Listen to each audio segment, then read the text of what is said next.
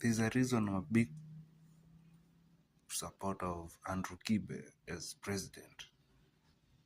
Mostly because of what he will inspire amongst us as a people, especially the youth and the young men of Kenya, the masculine men of Kenya, the intelligent ones, because when you have a strong leader, watu smart will emerge.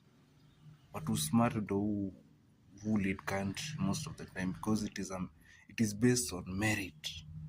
Who is the best amongst us? Yeye ndio anaongoza. Unaona the benefits of that kwa country ka Iran.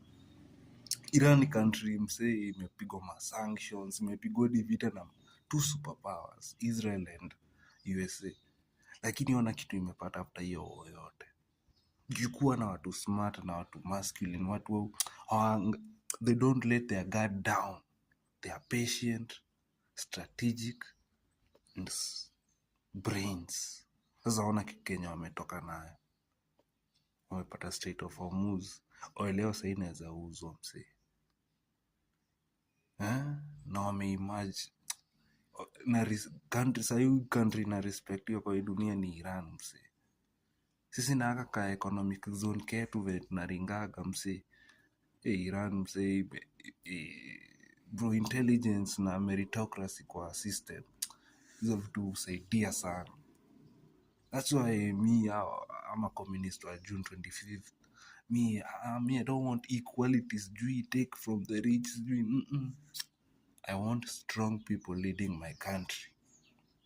That's why I want Andrew Kibe to be president, because I know him and his message are the last things, the last hope we have for as a country.